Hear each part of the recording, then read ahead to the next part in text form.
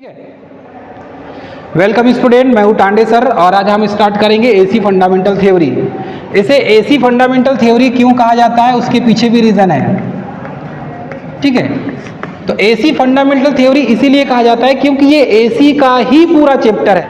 तो इसे AC fundamental theory इसीलिए कहा जाता है क्योंकि इसमें एसी के बारे में ही पढ़ते हैं, अल्टरनेटिंग करंट के बारे में। क्योंकि अल्टरनेटिंग करंट का अपना एक अहम रोल है। किसी भी इलेक्ट्रिकल सर्किट में यदि एसी सप्लाई आप देते हैं तो उसमें एसी सप्लाई देने के कारण उसका पूरा फंक्शन चेंज हो जाता है। और किसी इलेक्ट्रिकल सर्किट में यदि आप डीसी सप्लाई देते हैं तो डीसी सप्लाई देने पर उसका फंक्शन अलग चेंज हो जाएगा। मतलब उसके डीसी सप्लाई देने पर उसके इफेक्ट अलग नजर आएंगे और एसी सप्लाई देने पर उसके इफेक्ट अलग नजर आएंगे। फॉर एग्जांपल देखेंगे तो सबसे पहले एसी सप्लाई क्या होता है। तो एसी सप्लाई का जिसे आप अल्टरनेटिंग करंट कहते हैं, ध्यान दीजिएगा, यदि यहाँ पर सी लिखा है तो अल्टरनेटिंग करंट होगा। ठीक है, यदि मैं यहाँ पर एसी में अल्टरनेटिंग वोल्टेज लिख दूं, ए भी लिख दूं, तो वो अल्टरनेटिंग वोल्टेज भी कहलाता है।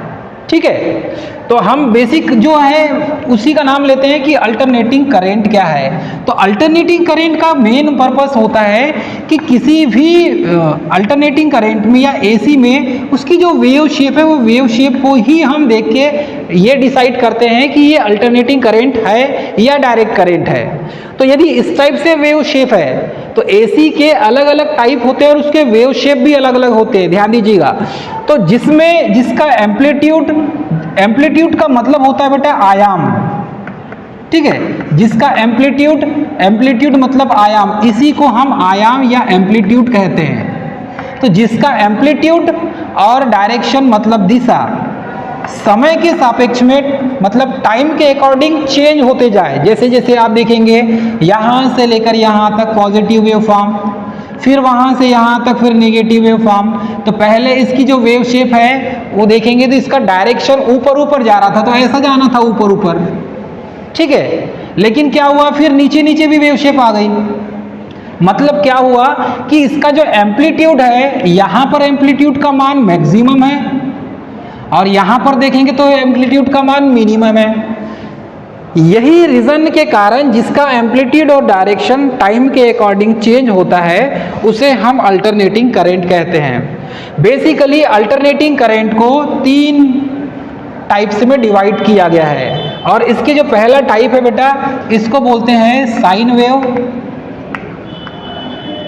इसी को हम साइन वेव कहते हैं बेटा। ये जो है ये वेव दिख रही है ना, इसी को साइन वेव कहा जाता है। सेकंड है स्क्वायर वेव और तीसरा होता है सॉटूथ वेव। ये 3 प्रकार की एसी वेव होती है, एसी के टाइप्स होते हैं।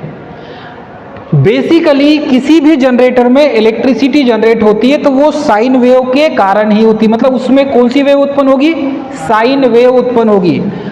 ठीक है, स्क्वायर वेव नहीं होगी, सॉटूथ वेव नहीं होगी। किसी भी जनरेटर में इलेक्ट्रिसिटी जनरेट होगी तो वो साइन वेव ही होगी, दूसरी वेव नहीं होगी।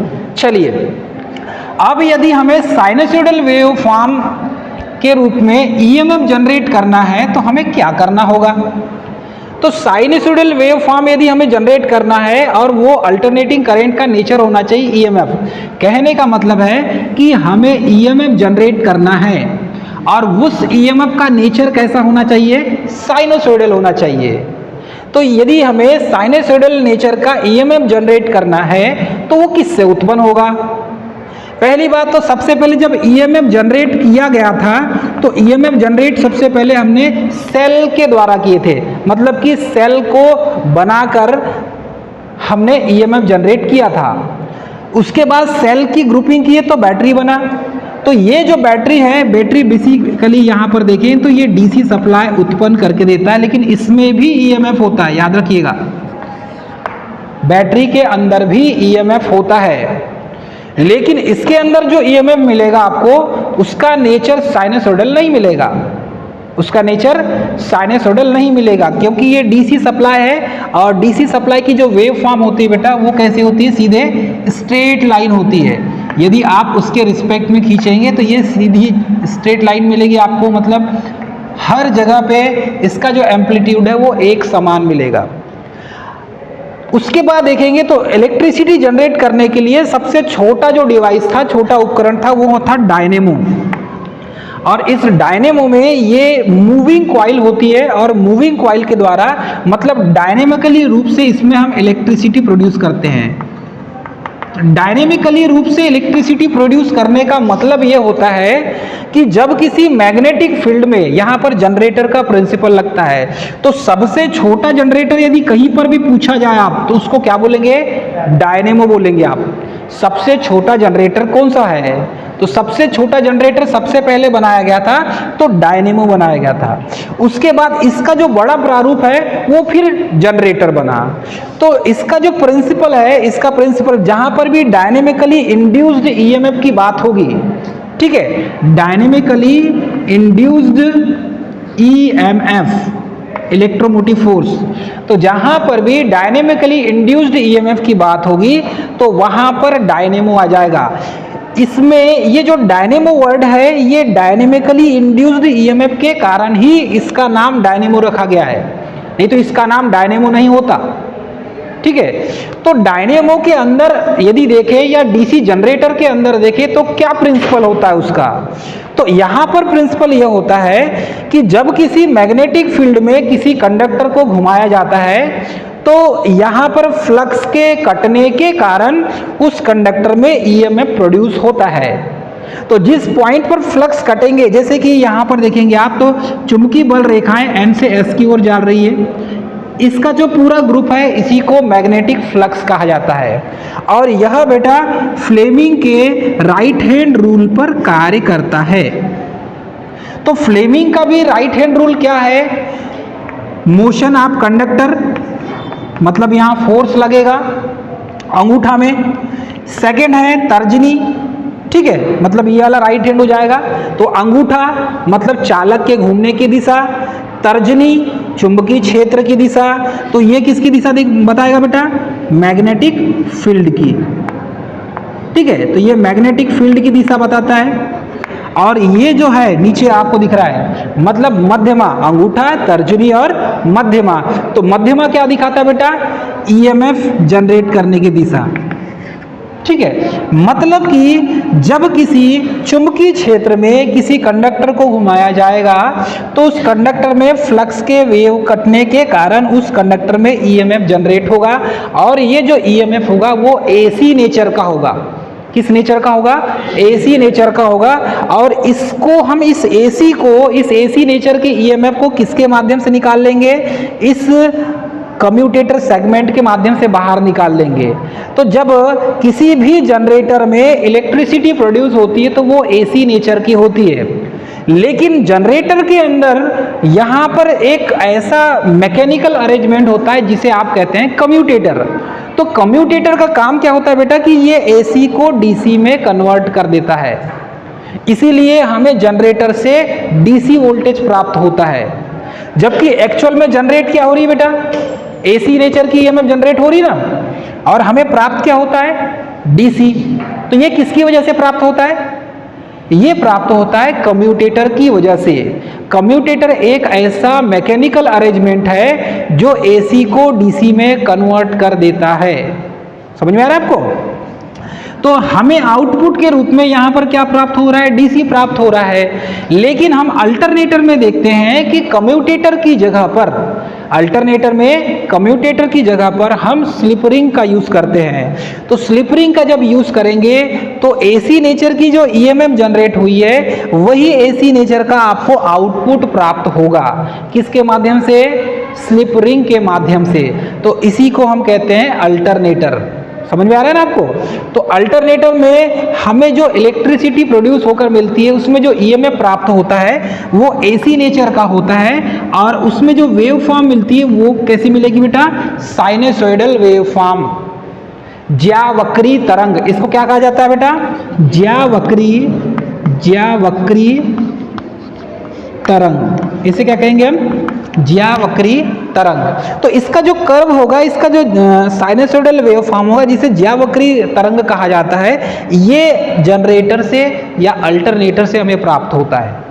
तो ये इसका नियम हमेशा पूछा जाता है कि ईएमएफ यदि हमें जनरेट करना है एसी नेचर का तो वो किसके माध्यम से जनरेट कर सकते हैं, तो हम अल्टरनेटर या जनरेटर के माध्यम से इलेक्ट्रिसिटी जो प्रोड्यूस करेंगे वो एसी नेचर का होगा, इससे हम जनरेट कर सकते हैं।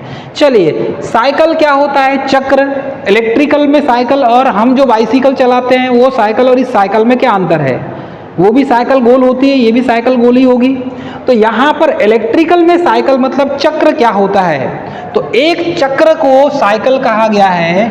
तो यहाँ पर बेटा यदि ये एक चक्र है, इसको मैं दो सेक्शन में डिवाइड कर दूं, दो सेक्शन में डिवाइड कर दिया, तो यहाँ से यदि वेव फॉर्म चली पॉजिटिव और यहाँ से यहाँ तक वेव फॉर्म चली नेगेटिव, तो क्या हो गया, एक चक्र हो गया। इसे ही क्या कहेंगे बेटा, हम एक साइकिल कहेंगे। समझ में आ रहा है ना आपको, एक साइकिल कैसे कहेंगे, positive half cycle, negative half cycle. जब ये दोनों को मिला लें 180 प्लस 180, तो 180 प्लस 180 इज कॉल्ड 360 डिग्री। तो यहाँ पर इसका भी यही है, जब किसी कंडक्टर को मैग्नेटिक फील्ड में 360 डिग्री रोटेट कराया जाता है तो उसमें जो इंड्यूस्ड ईएमएफ है वो क्या कहलाएगा बेटा, एक साइकिल कहलाएगा। तो इंड्यूस्ड ईएमएफ का जो प्रारूप है वो क्या कहलाएगा बेटा, एक साइकिल, एक चक्र कंप्लीट आपका हो गया। एक चक्र में 360 डिग्री होता है। सेकंड है टाइम पीरियड, और टाइम पीरियड जिसे आप कहते हैं आवर्तकाल। आवर्तकाल का मतलब यह होता है कि आपने कितने टाइम पीरियड में एक साइकिल कंप्लीट किया। तो इसमें एक साइकिल, ठीक है, एक साइकिल कंप्लीट करने में जितना ईएमएफ प्रोड्यूस होगा, देखो किसी भी एक साइकिल को कंप्लीट करना है, हमें एक साइकिल कंप्लीट करना है, यहाँ से वेव फॉर्म चली, फिर यहाँ से नेगेटिव वेव फॉर्म चली, तो मानकर चलिए यहाँ से यहाँ तक हाफ साइकिल पॉजिटिव चलने में 0.01 सेकेंड लगा, फिर हाफ साइकिल चलने में 0.01 सेकेंड चला, तो ये दोनों को मिलाएंगे 0.01 second plus 0.01 second is called 0.02 second. मतलब हमें ये पता चल जाएगा कब, जब फ्रीक्वेंसी हमें पता हो तब। तो ईएमएफ यहाँ पर जो उत्पन्न ईएमएफ की एक साइकिल चलने में जितना समय लगता है उसे ही हम टाइम पीरियड या आवर्तकाल कहते हैं। ठीक है, या इसे आप ऐसा नहीं कह सकते तो आप ये भी कह सकते हैं करंट की वेवफॉर्म या वोल्टेज की वेवफॉर्म। तो करंट की वेवफॉर्म मतलब करंट की एक साइकिल चलने पर जितना समय लगता है वो उसका टाइम पीरियड कहलाता है। ठीक है, उसके बाद यहां पर देखेंगे तो इसमें इसको आवर्तकाल को किससे शो करते हैं बेटा, टी से शो करते हैं, क्योंकि टाइम पीरियड इंग्लिश सबसे ज़्यादा यूज़ करते हैं, क्योंकि खोज करने वाला भी अंग्रेजी में नहीं है, इंग्लिश में नहीं है।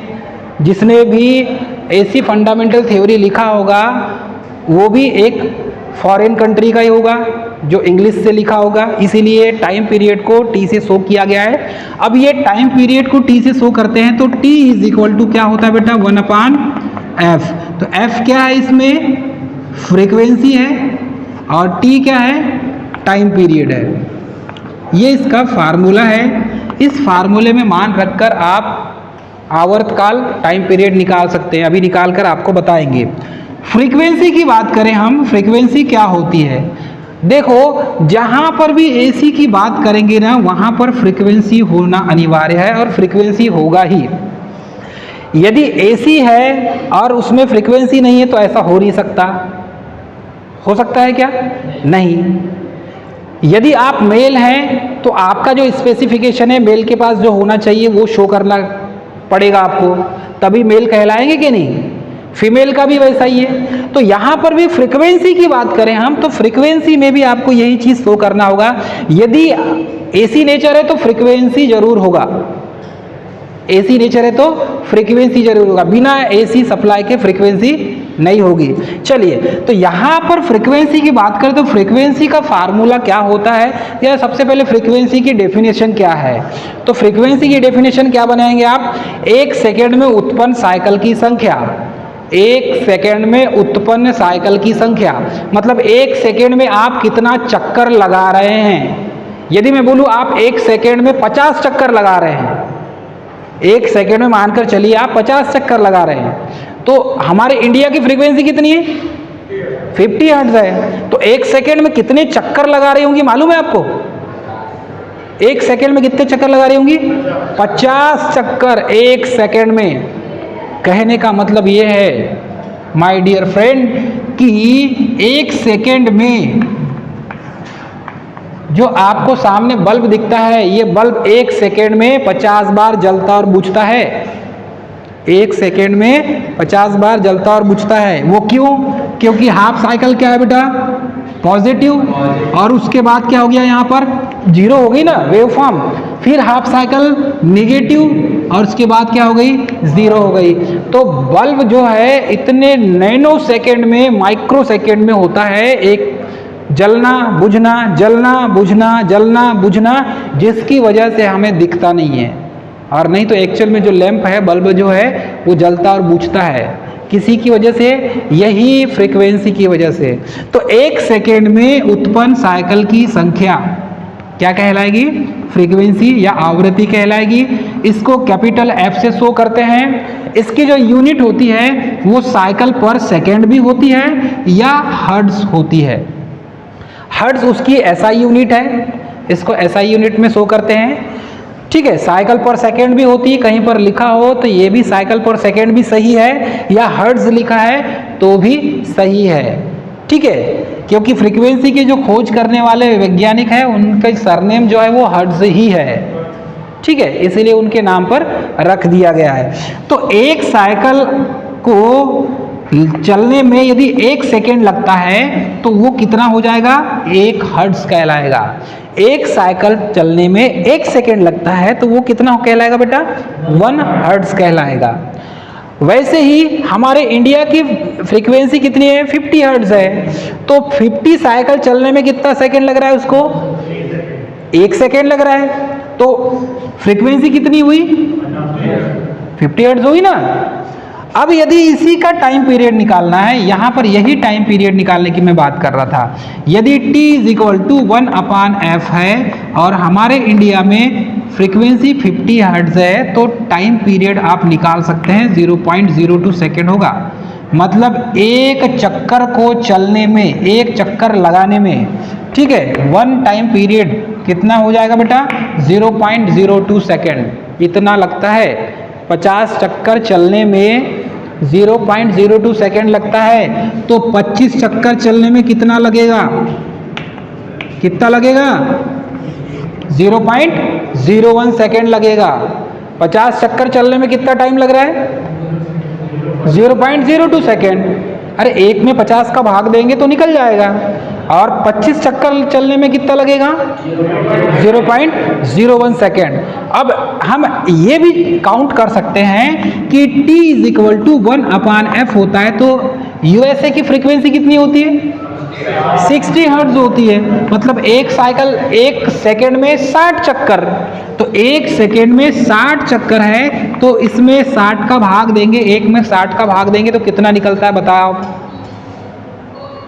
अरे ये 1 में आप 60 का भाग देंगे तो भाग नहीं जाता तो 0, फिर उतारेंगे यहाँ पर, फिर भी भाग जा रहा है क्या? नहीं। अब ये कितने बार हो जाएगा? कितने बार जाएगा? एक ही बार जाएगा ना। अरे एक ही बार जाएगा ना। अब बचा कितना? 40 बचा ना। फिर भाग नहीं जाएगा तो फिर उतारेंगे 0। मतलब कहने का कितना यहाँ पर टाइम पीरियड कितना लग रहा है इसको? 0.01 सेकेंड के आसपास। और हमारे इंडिया में कितना लगता है? 0.02 सेकेंड। मतलब वहाँ पर चक्करों की संख्या ज़्यादा हो रही है और हमारे यहाँ चक्करों की संख्या कम हो रही है। तो जहाँ चक्करों की संख्या ज़्यादा होगी तो वहाँ पर मशीन जल्दी खराब होंगे कि नहीं होंगे? और हमारे इंडिया में उतना पैसा है क्या हमारे पास? नहीं है। बिजली को हमारे इंडिया में आने में 50 साल लगे हैं। यूएसए में 50 साल पहले बिजली आ गई थी, बिजली के खंभे आ गए थे। गांव तक बिजली पहुंच गई थी। और हमारे इंडिया में 50 साल बाद बिजली के खंभे आए हैं। अभी भी आप दंतेवाड़ा वाले क्षेत्र में जाओगे, छत्तीसगढ़ वाले में बहुत से गांव ऐसे हैं वहाँ पर आज तक के बिजली के खंभे नहीं गए हैं। ऐसे ऐसे क्षेत्र हैं। तो मेरे कहने का मतलब यही है, आप जैसे क्वेश्चन कर रहे थे कि सर हमारे इंडिया की फ्रीक्वेंसी 60 हर्ट्ज क्यों नहीं है, तो उसके पीछे रीज़न यही है बेटा कि हमारे पास जो मशीन है, हमारे पास इंस्ट्रूमेंट का अभाव है, हमारे पास मशीन का अभाव है, हमारे पास सिस्टम की उतनी अवेलेबिलिटी नहीं है और उतने हमारे पास एम्प्लॉय भी नहीं है, फिर उतना अच्छा हमारा कंस्ट्रक्शन भी नहीं है। इसकी वजह से हम क्या करते हैं, फ्रीक्वेंसी को, इंडिया की जो फ्रीक्वेंसी है उसको 50 हर्ट्ज पर सेट करके रखे हैं। क्योंकि 60 हर्ट्ज करेंगे तो ट्रांसफार्मर का साइज भी छोटा हो जाएगा, फिर मशीन्स की क्वालिटी अच्छी होनी चाहिए और जो हमारे पास है नहीं। इसीलिए हम क्या करते हैं कि हमारे इंडिया की जो फ्रीक्वेंसी है वो डिसाइड कर दिया कि 50 हर्ट्ज में चलाएंगे। मतलब हमारे पास ऐसा है, हम मीडियम में चलने वाले हैं, फास्ट भी नहीं चलते और स्लो भी नहीं चलते, हम बीच वाले हैं, मीडियम चलने वाले। हमको स्लो भी नहीं चलना है और फास्ट भी नहीं चलना है। इसीलिए इंडिया की जो फ्रीक्वेंसी बेटा वो 50 हर्ट्ज है। फास्ट यूएसए की फ्रीक्वेंसी कितनी है बेटा, 60 हर्ट्ज है, और कुछ कंट्री की इससे भी स्लो होगी। तो हाँ, इंडिया जो है हमेशा मीडियम रेंज में चलता है। तो 50 हर्ट्ज की जो फ्रीक्वेंसी है वो मीडियम रेंज के लिए कैपेबल होती है। तो ये था एसी फंडामेंटल थ्योरी। मैं उम्मीद करता हूँ आपको छोटे छोटे डेफिनेशन आपको याद हो जाएंगे। मिलते नेक्स्ट क्लास में, तब तक के लिए जय हिंद।